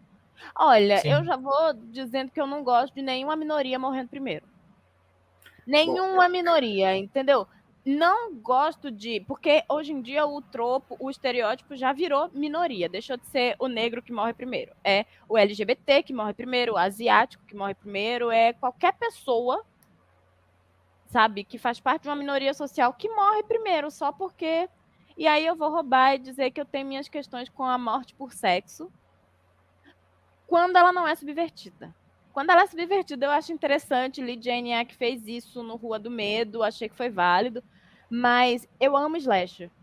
E eu acho que os slashers, eles, às vezes, vacilam demais. Sexta-feira 13, por exemplo, se ama fazer isso nos filmes da franquia, morte por sexo. E sempre é a morte da mulher, tá? É a mulher sendo massacrada e joga essa faca e corta ela todinha, assim. Ai, por favor, né? Eu, parando para pensar aqui, o que eu já tinha separado até para responder eu detesto a morte de minoria. Não é que é engraçado, porque isso é uma coisa que a gente costuma falar muito, principalmente a gente que faz parte de minoria. Eu não vejo problema de ver minorias sofrendo em filme. Assim, óbvio, né? Tirar isso de contexto é uma coisa incrível, mas eu não vejo problema quando você vai desenvolver aqueles personagens para que eles não sejam só um token para dizer que seu filme tem uma minoria. Então, assim, é muito diferente de você pegar esses filmes, e a gente teve muito disso na década de 80, na década de 90, começo dos anos 2000, agora está mudando um pouco, em que você pega e você coloca um personagem negro, você coloca um personagem LGBT, você coloca pessoas que não são brancas, e elas só estão lá, e o único propósito delas é serem esse token. É só isso.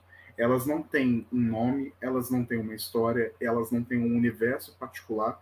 E na primeira oportunidade que você tem de se livrar de algum personagem, vocês vão se livrar deles. Porque afinal de contas, né? Exato. E esse é um troco que eu detesto. Eu detesto, assim. Agora, se for para falar de um que eu amo, e eu sei que ele é batido, assim, eu amo o tropo de eu não sei nem como explicar isso direito, mas quando você segue um grupo de protagonistas, eles estão sendo ou ameaçados por um vilão, ou, enfim, ou tem um vilão ali entre eles, e a gente descobre que é o protagonista ou a protagonista. Eu acho isso incrível. E toda vez eu caio de surpresa. Porque, assim, eu já vi muito filme, eu costumo pegar algumas pistas e tudo mais, mas sempre que é a protagonista, eu fico, meu Deus, é sobre isso, sabe? E eu É acho uma muito pena que a bacana. gente não pode ficar citando exemplo para não entregar, né? Mas tem uns Exato. perfeitos, assim, que me vêm à cabeça. E alguns que o spoiler eu sei que já venceram há muito tempo, mas que é importante deixar para as pessoas terem Por exemplo, é isso, é aquilo. Ó, não tô dando spoilers de filme de terror, mas a Reviravolta Clube da Luta, que vocês já viram, Sim, eu gosto daquilo, sabe? Então isso, eu acho incrível. isso, perfeito. Eu vou dizer bem rápido, porque tem vários tropos que me aborrecem, mas o que eu acho mais, assim, o que me aborrece no sentido de pensar, poxa, isso, nada no filme dependia disso, custava vocês tirarem isso, é o cachorrinho que morre, assim, tipo, porque é um negócio que é tão antigo já, e até filmes arrebatadores usam, por exemplo, um filme que eu acho maravilhoso, extraordinário, e que é meio que a semente do pós-horror na década passada, que é o Babadook. Você vê que ele é meio que o filme que meio que foi ali que muita coisa começou a ser discutida e que eclodiu na Bruxa, por exemplo. Mas Babadook é maravilhoso, mas tem um cachorro no meio que só serve para perder o pescoço. Poxa, não precisava desse cachorro, minha gente, porque aí você vai ver outro filme, poxa, até 2021 você continua vendo cachorro, e você sabe que aquele cachorro vai morrer, por que tem que ter um cachorro? Alguém subverte isso do jeito que subverteram o sexo, subverteram a morte de uma mulher, Olha, subverte, Só por não o favor, subverte o Michael, gato, porque gato também morre o tempo inteiro. é também, isso que eu ia falar, também. o Michael Flanagan subverteu. Ele botou uns 200 gatos para morrer já, Ai, então. mas eu não acho que é subversão, não, porque pode Exato, olhar é você se filme, explorar, é gato morre, exploração. talvez não no horror apenas, mas no cinema em geral, eu consigo de cabeça lembrar assim, ó, teve um gato em Gato Sex morrendo tem Education muito. que morreu agora, teve a série do Mike Flanagan, teve A Forma da Água Mata um Gato. Assim, gente, E arranca a cabeça do gato, gente. eu consigo preencher as minhas duas mãos, assim, de Não, cabeça. não, não. Não é Definitivamente, adoro subversão. matar gato. Não, e fora que só tem filme ruim de gato, né? Catwoman, Cats, assim, o que tem de filme ruim com gato Jesus. E aqui Lembrei são também daquele. três gateiros, né? Três pessoas que Exato. gostam de Isso, gato. exato. É triste ver gato morrer em filme, gente. Se ver cachorro é triste, tipo, gato pra mim é ainda mais. Mas, enfim, então esse é um troco que eu detesto. Acho que já tá na hora da pessoa esquecer disso, porque não influi em nada nos rumos de uma história. E o que eu gosto muito, na verdade tem vários que eu pensei aqui para dizer, mas um que eu gosto é esse. O que o Gustavo falou tem a ver com isso, mas é essa coisa de personagens que de alguma maneira estão passando por algum tipo de alucinação. É quando a história de alguma maneira reflete a alucinação dos personagens, porque isso é uma coisa que você pode dizer, é um lugar comum, é um tropo, beleza. Mas isso já foi explorado de tantas maneiras diferentes e eu também constantemente sou pego de surpresa quando o pessoal trabalha isso de uma maneira inventiva, sabe? Porque não é só essa coisa de, era imaginação, ou, sabe? Eu acho que é possível você lidar com a brincadeira, com a expectativa do espectador, e você fazer ele achar que vai acontecer isso, depois você, não, isso daqui era, isso daqui não era. Então tem vários exemplos também que a gente não pode entregar em função de spoiler, mas que eu acho que trabalha muito bem isso, essa constante quebra na realidade. Eu acho que o horror é o melhor gênero para fazer isso. Então esse é provavelmente o pseudotropo assim, que eu mais gosto de ver. Filme de horror favorito de vocês de 2021 até agora? Eu acho que Eu o sei meu de que cabeça. vai bater, né? É Aham, Candyman, né? é Candyman da Candyman. Nia da Costa. É um dos meus favoritos também, e já que vocês tocaram na coisa das minorias, Candyman tem uma cena que é o exemplo perfeito da subversão da minoria, que é a cena da escola, de um monte de menina branca entrando para falar. E aí entra uma menina negra e fica ela entra num dos boxezinhos ali, né, e fica escutando música. Quer dizer, todo o massacre acontece e ela é a única que não é massacrada nessa cena. É perfeito. Mas tem ainda mais do que isso. Tem uma menina asiática que vai embora antes de começar o massacre. Ela tira ela tira a minoria. A menina Isso, asiática faz parte do grupo, ela diz assim, isso, tchau. exato. Sabe? E isso vindo. Ai, gente, tá no trailer, tá? Isso logo depois de uma cena que perguntam quem é que diria o nome. Quem em sã consciência pararia na frente do espelho para dizer o nome dele? Aí chega a menina branca. Que é Isso, isso, né? Não é um medo branco. exato. Aliás, tem várias subversões nesse filme, né? Nesse sentido, assim, tem várias. É um filme muito, assim, que eu adoro a versão de 92, mas é impressionante como ela consegue fazer um filme que inverte todos os medos do filme original, faz um filme muito diferente atmosfericamente, mas que é igualmente assustador e inteligente, sabe? Eu gosto muito do Candyman também, mas não, o meu filme de horror favorito de 2021 é Maligno. Eu sabia. É Maligno.